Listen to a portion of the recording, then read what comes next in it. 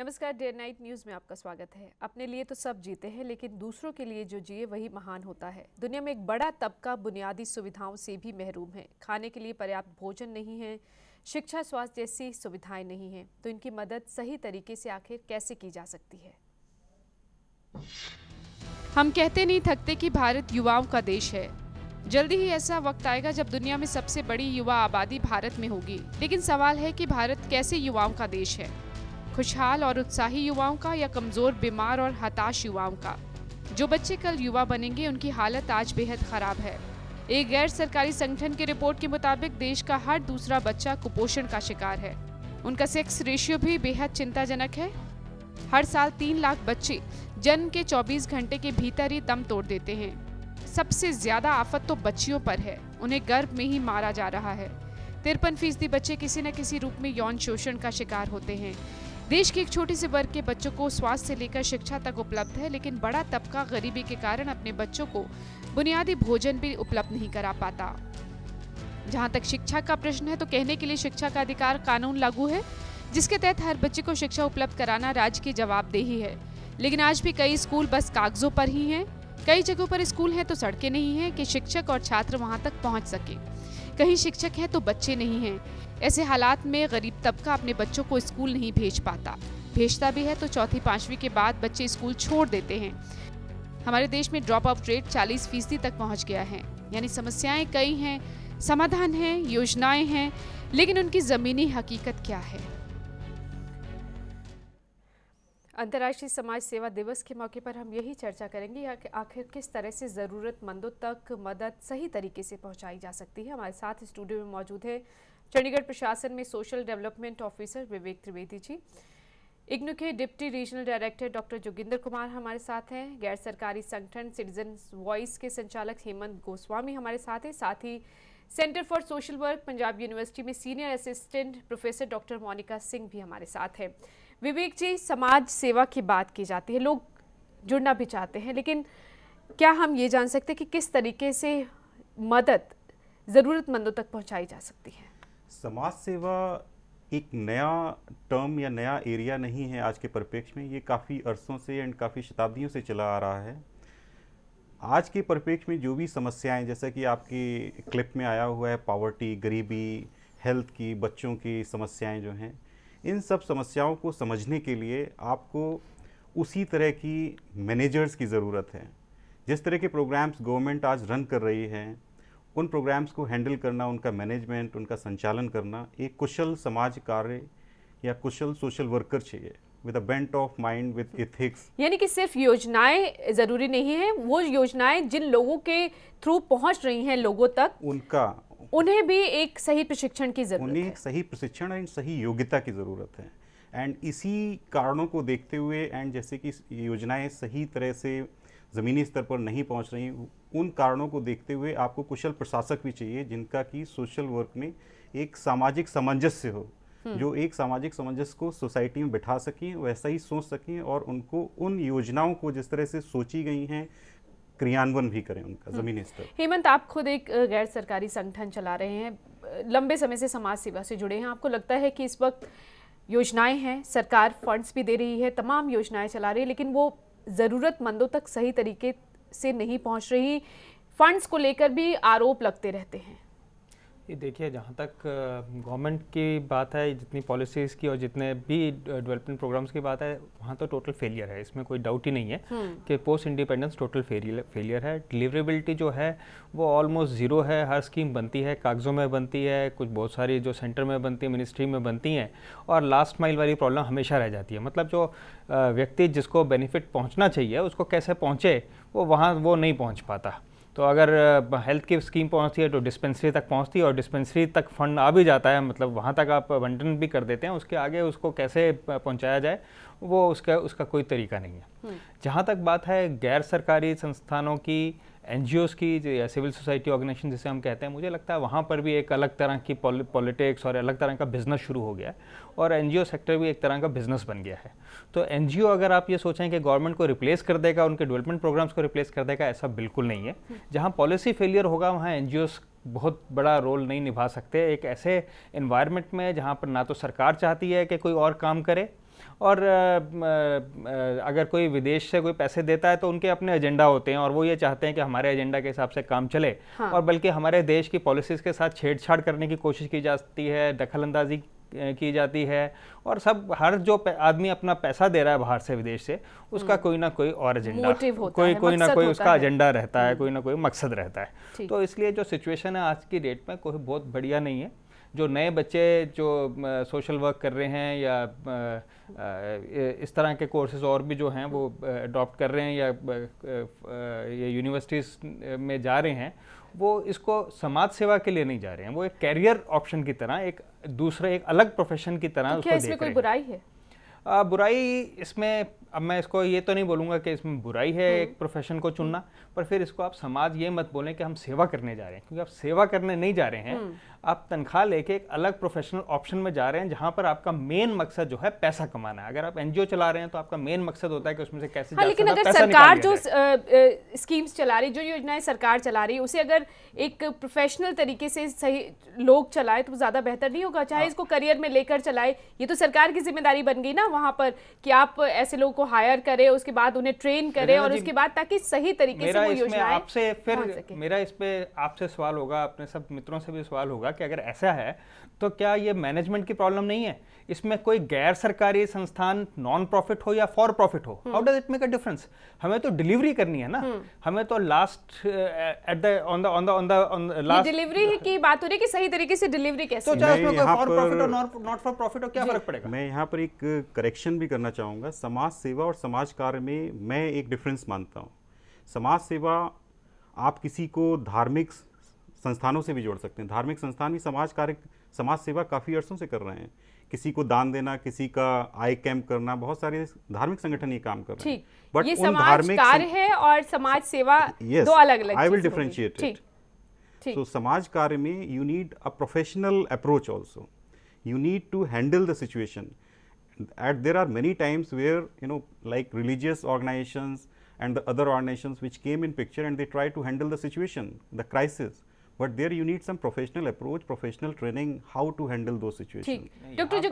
मैं यहाँ पर ये मेरे को लगता है ये भी क्लियर, क्योंकि उन्होंने ये क्लैरिटी इसमें बीच में करने की कोशिश की है कि धर्म के साथ जुड़ा हुआ है, पर हमारी सभ्यता में, हमारे देश में धर्म और कर्म इकट्ठा जुड़ा हुआ है। चाहे वो सिखिज्म हो, जहाँ दशवंत, वहाँ पर दशवंत हो, नहीं, चाहे इस्लाम हो, वहाँ पर आप you have to set aside your profit, चाहे वो हिंदुइज्म हो, जितनी धर्मशाला रही हैं, जितने भी इस तरह के शिक्षा के संस्थान रहे हैं, लेकिन अब लग रहा है माहौल बदल है, भौतिकतावादी युग में। देखिए जितनी इंटरनेशनल ग्रांट आ रही है आज की डेट में भी, जितनी इंटरनेशनल ग्रांट आ रही है सारी के उसमें से आधे से ज्यादा क्रिश्चियन ऑर्गेनाइजेशंस की आ रही है, तो वो भी धर्म के नाम पे पैसा इकट्ठा करके दे रहे हैं। तो ये कहना कि धर्म के साथ अब समाज सेवा नहीं है, ऐसा नहीं है।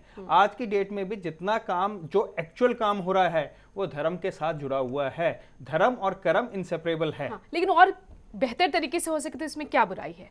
ये अच्छा, अगर उस बारे में सोचा जा सके तो अच्छा ही है ना। डॉक्टर जोगिंदर, आपको क्या लगता है? जो हेमंत कह रहे हैं कि वो वातावरण नहीं है, ठीक है आप योजनाएं बना रहे हैं लेकिन लोगों तक पहुंच ही नहीं रही है, तो क्या कुछ ऐसा हो सकता है जो आजकल एज अ करियर ले रहे हैं जो लोग, कि उन्हें सही तरीके से प्रशिक्षित करके, बात वही आ जाती है कि आपने योजनाएं बना दी, जैसे हेमंत ने कहा कि डिस्पेंसरी तक फंड्स भी पहुंच गए, लेकिन आगे दवाएं आई कि नहीं, उन्हें सही तरीके से ज़रूरतमंद तक पहुंचाया गया या नहीं, इस पर कैसे नज़र रखी जाएगी? जी, इसके लिए मैं थोड़ा सा हट के बात करना चाहूँगा कि पहले तो पर्सन को या जो यूथ है उसको ये समझना है कि ट्रेंड करना है, उसको शिक्षित करना है कि वास्तव में समाज सेवा जो कार्यक्रम है वो है क्या।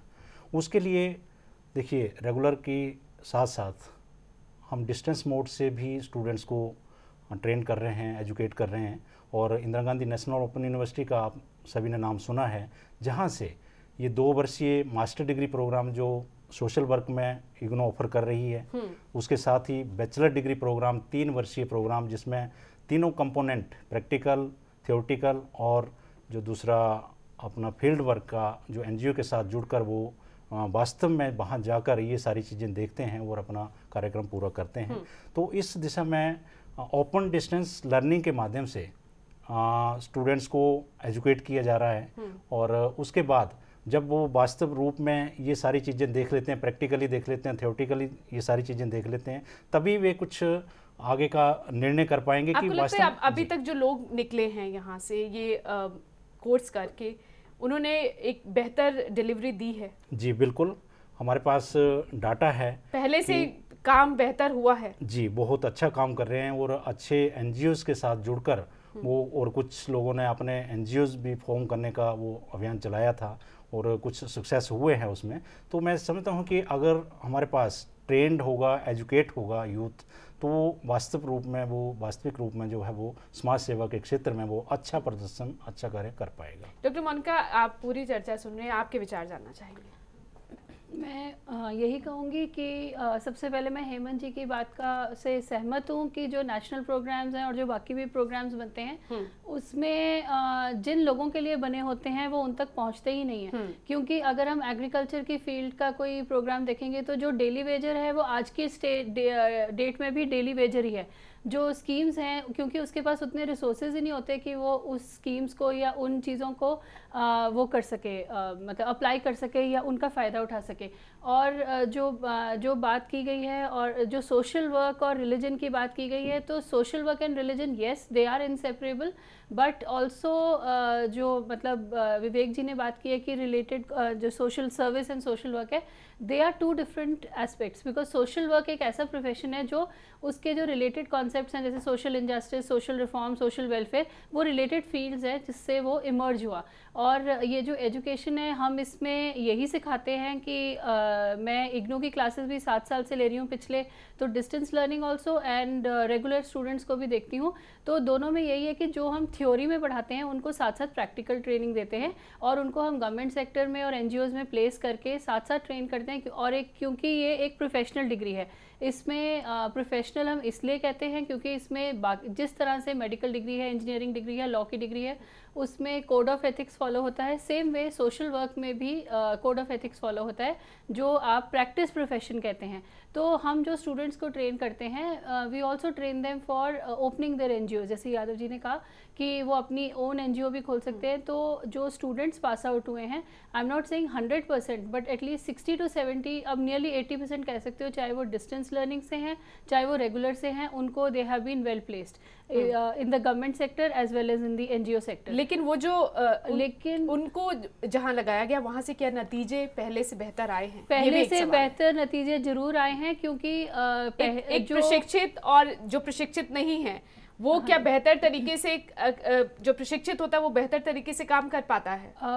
इसमें एक होता है एक्सपीरियंस और एक होता है स्किल बेस्ड और जो टेक्निक बेस्ड ट्रेनिंग जो हम सोशल वर्क में देते हैं।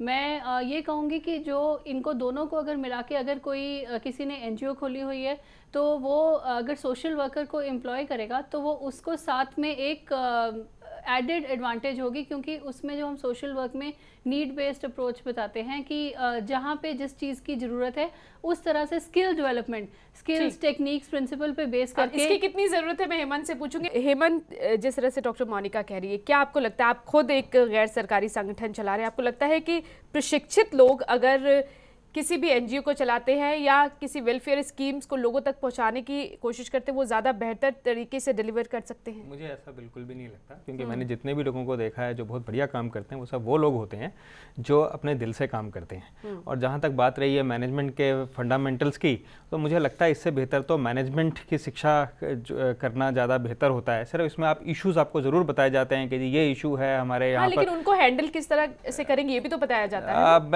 इसमें जितना मेरी अंडरस्टैंडिंग ये है कि जो इसको पढ़ते हैं वो एक अच्छे एम्प्लॉय बन सकते हैं।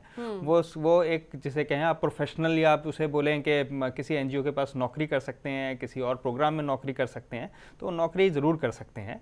पर अगर ये बोलें कि ऐसी एजुकेशन लेने के बाद या आप सोशल वर्क की डिग्री लेने के बाद आप दिल से समाज की सेवा करना लग जाएंगे, तो मुझे ऐसा नहीं लगता। मेरा इससे मत है। और जहाँ अब इसमें लिमिटेशन बहुत सारी है, उसके बहुत सारे रीज़न है। हम जो मॉडल अडॉप्ट कर रहे हैं इस समय सोशल वर्क का, ये सारा वेस्टर्न मॉडल है। अमेरिका और यूरोप और बाकी सब जो देश हैं जिसे हम डेवलप्ड देश मानते हैं, वो सारे के सारे देश जो हैं वहाँ पर ये भी एक प्रोफेशन है और ये एक तरह से सपोर्ट सर्विस है। गवर्नमेंट जब जिस समय पॉलिसीज़ बनाती है या कुछ है तो उनके डिलीवरी के लिए अलग अलग वो मॉड्यूल्स बनाती है, ये सोचती है कि इस प्रोग्राम की डिलीवरी कैसे होगी। हाँ। तो उसमें वो इनको एज पार्टनर लेके चलते हैं। हमारे यहाँ पर ऐसा सिस्टम नहीं है। हम आज भी अंग्रेज़ों का जो सिस्टम है वो फॉलो कर रहे हैं। हमारे यहाँ पर कोई भी व्यक्ति यदि सरकार की किसी नीति में कोई खामी ढूंढता है या किसी नीति अगर कोई प्रॉपरली एग्जीक्यूट नहीं हो रही उसके बारे में बात करता है तो उसको स्टेट का दुश्मन माना जाता है। ये माना जाता है कि ये स्टेट के विरोध में काम कर रहे हैं। आप विरोध नहीं कर सकते। बिल्कुल, आप स्टेट के विरोध में आप काम कर रहे हैं, ऐसा माना जाता है। जिस समय लेकिन आप बीच में रहकर योजनाओं को अगर प्रशिक्षित सवाल ही नहीं पैदा तरीके से होता, आप बेहतर अगले तरीके दिन से निकाल अगर दिए आप जाएंगे। मैं कम से कम 10 कमेटियों में, सेंट्रल कमेटियों में मैं अलग अलग समय पे रहा, यूनियन की कमेटी पे, यहाँ मेरे को पता है आप अगले दिन निकाल दिए जाते हैं जिस दिन आप विरोध करते हैं, जिस दिन आप बोलते हैं ये काम ही आप गलत कर रहे हैं, आप ये काम कर ही नहीं सकते। ये सिर्फ अपने पिट्ठुओं को। हेमंत, तो क्या ये माना जाए कि सुधार हो ही नहीं सकता? जहां कमियां हैं वो दूर की ही नहीं जा सकती। पॉलिसी लेवल पे आपको सुधार करने की जरूरत है। खाली आप ये बोलें कि एनजीओस में आप लोगों को ट्रेन कर देंगे तो उससे आप सुधार कर लेंगे, ऐसा बिल्कुल भी नहीं होता। मैं अपनी बात एक बार पूरी कर लूं तो इसमें यहाँ पर क्या, क्योंकि हम जो अंग्रेजों का जो मॉडल था वहाँ पर ये मॉडल था कि जिनको आपको पैट्रनाइज करना है उनको अपने साथ खड़ा करना है, उनको ऊंचा करना है आपने। तो आज की डेट और जो आपको विरोध करता है उसको आपने काट देना है। हल्का सा भी सरकार का विरोध हो तो कल को वो पॉसिबल डिसेंट या एक बड़ा डिसेंट बन सकता है, तो इसलिए आपको उसको हटा देना है। आज की डेट में भी जहाँ पर जो व्यक्ति दिल से काम करते हैं, बहुत सारे आपको ऐसे एग्जाम्पल दे सकता हूँ, और जो जैसे बात करते हैं कि ये काम होना चाहिए, ये नहीं होता, ये संविधान के अनुसार ऐसा होना चाहिए, ये फलां कानून के हिसाब से ऐसा होना चाहिए, तो उनका कोई स्कोप और कोई रोल नहीं है हमारे देश में और हमारी सरकार के साथ, और वो वहाँ पार्टनरशिप संभव ही नहीं हो पाती। विवेक जी, मैं यहाँ पर थोड़ा हेमंत जी से मत भिन्न रखूंगा। मैं यहाँ पर एक अपना वाकया यहाँ पर चाहता हूँ शेयर करना। मेरे सर हैं डॉक्टर संजय भट्ट, जो Delhi school of social work में हैं, एंड जब मैं पढ़ता था तो उनके टाइम में ट्रेनिंग्स एंड वाइवा उन्होंने काफ़ी बार लिए हैं। अभी बीच में एक कार्यक्रम के दौरान उनसे मुलाकात हुई तो सर ने बोला, मुझे ऐसा लगता है विवेक, मेरा पढ़ाया हुआ सोशल वर्क का छात्र सरकारी भाषा बोलने लगा है। तो मैंने कहा नहीं सर, ऐसा नहीं है। आपको ऐसा प्रतीत हो सकता है कि मैं सरकारी क्षेत्र में काम कर रहा हूँ, बट जब से मैं सरकारी क्षेत्र, मैंने करियर अपना एनजीओ से स्टार्ट किया हुआ है, तो जब से मैं सरकारी क्षेत्र में हूँ तो मुझे लगता है कि जो योजना मेरे दायरे में जितनी है एंड जहाँ तक मेरा सीमा है उस दायरे में मैं उसको अच्छी तरह से निभाने की कोशिश कर रहा हूँ एंड उसके रिजल्ट्स भी लाने की कोशिश कर रहा हूँ। तो ऐसा कहना यहाँ पर मैं भिन्न रखूँगा। अब जैसे हेमंत ने बोला कि आपको मानव संसाधन विकास है ना, ह्यूमन रिसोर्स मैनेजमेंट, इस कोर्स के दौरान आप ह्यूमन रिसोर्स मैनेजमेंट पढ़ते हैं, आप इसके दौरान साइकोलॉजी पढ़ते हैं, आप सोशोलॉजी पढ़ते हैं, आप यहाँ क्रिमिनोलॉजी पढ़ते हैं, आप यहाँ सोशल वेलफेयर एडमिनिस्ट्रेशन पढ़ते हैं। कई सारी विधाओं का जिन समस्याओं से आप जूझने जा रहे हैं, जिनके लिए काम करने जा रहे हैं, आपको पता होता है कि किस तरीके से काम करना है। अब आप यहाँ फिर से मैं छोटी सी बात में फिर यहाँ पर कर दूं कि जितना भी आप पढ़ते हैं सारा वेस्टर्न मॉडल पे पढ़ते हैं।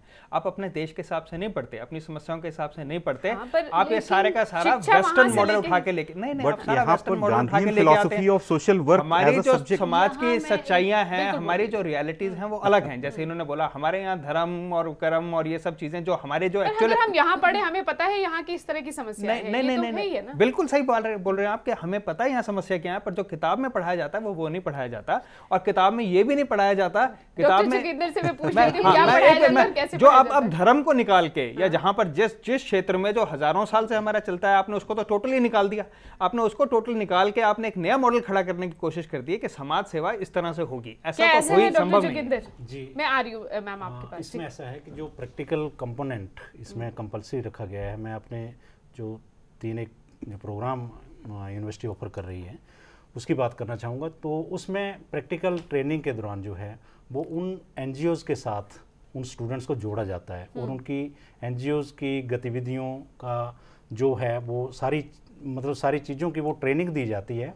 और उनके साथ जुड़कर वो स्टूडेंट जो ट्रेनिंग लेता है उसके बाद वो ये जान लेता है कि इस एनजीओ में क्या सुधार की गुंजाइश है, या क्या वो अपनी तरफ से वो as a trained educated professional वो उसमें क्या कर सकता है, या उसकी हेमंत आवाज आरोप लगा रहे हैं कि यहाँ के हिसाब से नहीं है, वो सारा आपने मैं मानता हूँ, मैं कुछ हद तक देशों से उठाया हुआ है। मैं सहमत हूँ उनसे कि वो सारी चीज़ें बाहर से, लेकिन एक प्रैक्टिकल कंपोनेंट की मैं अगर बात करूँ तो वो सारी वास्तविक स्थिति को देखते हैं स्टूडेंट्स, जब भी एनजीओ से जुड़कर काम करते हैं तो वहाँ से वो सारे। मैं आती हूँ, पहले मैं डॉक्टर मोनिका के पास जाऊँगी। जी, आप अपनी बात करें। छोटी सी चीज़, क्योंकि इन्होंने प्रैक्टिकल एस्पेक्ट की बात की, तो मेरे पास समय समय पे स्टूडेंट्स आते रहते हैं, इंटर्न्स भी आते रहते हैं, जो अपनी इच्छा से, जरूरी नहीं कि वो सोशल वर्क के हों, लॉ के भी आते हैं, मैनेजमेंट के भी आते हैं, जो मेरे साथ कुछ समय तक काम करना चाहते हैं और फिर चले जाते हैं। सो कई लोगों को जो यंग बच्चे आते हैं, मैं उनको मोटिवेट करता हूँ कि चलो तुम सोशल वर्क ज्वाइन कर लो। तो ऐसे मैंने शुरू में कुछ बच्चों को किया, मैंने कहा ये अच्छा कोर्स है, शायद इनका ध्यान इस तरफ चलेगा।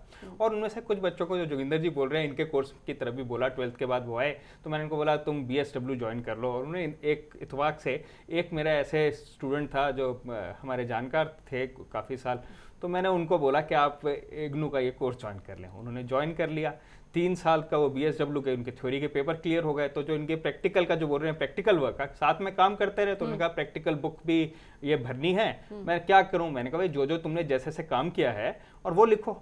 तो उन्होंने वो सारा वो लिखना शुरू किया। फिर शायद मोनिका जी के पास भी वो जाते रहे, इनके पास भी जाते रहे। आज 6 साल हो गए, पिछले 3 साल से सिर्फ उनके जो नोटबुक पे जो उन्होंने लिखा काम मैंने क्या किया, वो इंदिरा गांधी भेजते हैं, वो वहां से वापस आ जाती है, वो भेजते हैं, वो वहां से वापस आ जाती है।